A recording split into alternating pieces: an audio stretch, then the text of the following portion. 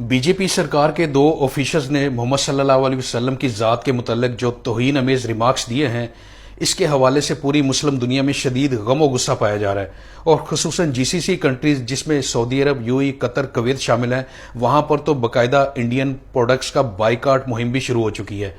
और जो इन ममालिक में जितने भी बड़े बड़े स्टोर्स हैं, इंडियन स्टोर हैं या इंडियन प्रोडक्ट्स जहां पर रखी हुई हैं, उनको स्टोर्स की शेल्फ से हटाया जा रहा है और लोग भी खरीदने से इज्तनाब कर रहे हैं।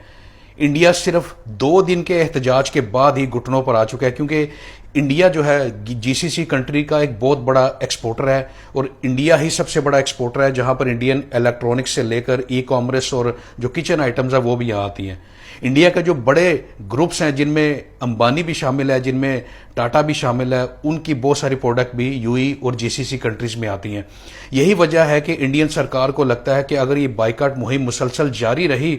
तो इंडियन को अरबों डॉलर का नुकसान उठाना पड़ सकता है। यही वजह है कि इंडियन सरकार ने न सिर्फ इन दोनों ऑफिशियल्स को पार्टी से निकाला है, बल्कि खुद भी माफी मांगी है कुवैत से और जितने भी जीसीसी कंट्रीज हैं कि वो इस पर शर्मिंदा है और ये उनकी पार्टी पॉलिसी नहीं है। मगर इसके बावजूद ये बाइकाट मुहिम रुकने का नाम नहीं ले रही। उसकी वजह यह है कि सबको पता है कि मुसलमानों के हवाले से मोदी सरकार जो है वो एक फाशिस्ट सरकार है, फाशिस्ट जमात है, जो कि मुसलमानों पर मुसलसल तकलीफें उनको देते रहते हैं। यही वजह है कि इनको यकीन है कि इन्होंने जो भी ये माफ़ी मांगी है या फिर इन्होंने जो अपने 2 ऑफिशियल्स को निकाला है, ये सिर्फ एक फेस सेविंग है अपने जो बिजनेसमैन है इनके नुकसान को बचाने के लिए। वरना मोदी सरकार की यही पॉलिसी है कि वो मुसलमानों को ज्यादा से ज्यादा तकलीफें और अजियत पहुंचाने पर यकीन रखते हैं और इनके जो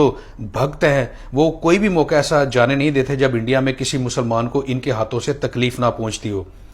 ये बात जीसीसी कंट्रीज में रहने वाले बड़ी अच्छी तरह जानते हैं। यहां तक मैं आपको बताता चलूं कि न सिर्फ इंडियन प्रोडक्ट का बाइकआउट हो रहा है, बल्कि इसके अलावा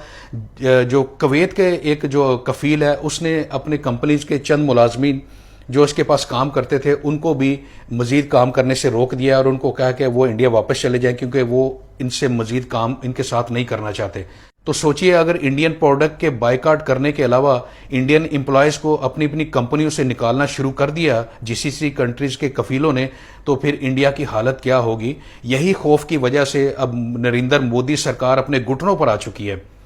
और ये तमाशा देखिए कि चंद गल्फ कंट्रीज, छोटे छोटे कंट्रीज हैं जो इंडिया के मुकाबले में, मगर उन्होंने सब ने एक होकर इंडिया जैसे बड़े जायंट को घुटनों के बल बल्कि सर के बल उलट दिया है।